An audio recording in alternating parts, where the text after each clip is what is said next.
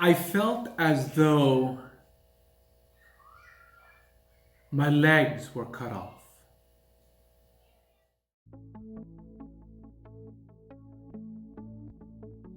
She stood in my office and told me I was the worst thing that has ever happened in ministry. I was the worst thing that ever happened to that church. I was the worst thing that ever happened in human existence. I must tell you that I felt as if my legs were cut off right at the knees. I cannot express to you in human language how I felt that particular fateful day when I was just 19 years old and I was pastoring my first church. I just felt the impact of the criticism from this particular lovely lady. Now, what is interesting is this: I found that criticism has at least two elements that are very significant and very important. Number one, within every criticism lies an element of truth. It is true that when someone criticizes you, they have seen something that bothers them. They have seen something that is obvious, that they've seen something that is blaring, and that you need to recognize that thing needs to change. In every criticism, that element of truth must be accepted and must be owned by you in order for your life to drastically change. Because in every criticism, there's an element of truth. In every criticism, there's also an element of falsehood. Mixed within the criticism is an element of exaggeration, an element of information and thoughts and ideas in criticism that aren't necessarily true to who you are.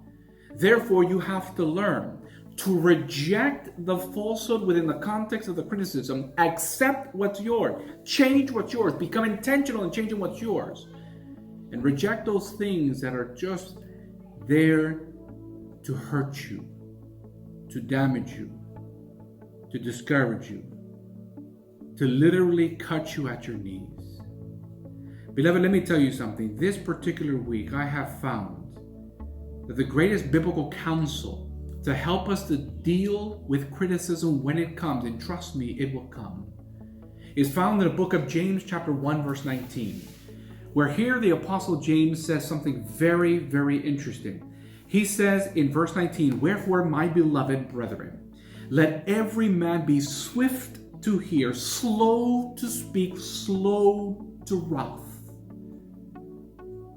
Quick to hear the person who's criticizing you. Quick to hear the comments that are being made. Quick to accept what's yours. Own it. Change. Become intentional. Slow to speak. Don't lash out. Don't fight back. Don't defend yourself. Slow to wrath. Do not cause or do not allow yourself to become defensive, so much so that you make the matter of the criticism worse. This particular week, do yourself a favor. Practice those two things. Realize, own what's yours, reject what is not. Be quick to hear, slow to speak, and slow to wrath, and you will find that criticism actually becomes a significant blessing in your life. So until the next time, this is Pastor Tello reminding you that thoughts do change lives.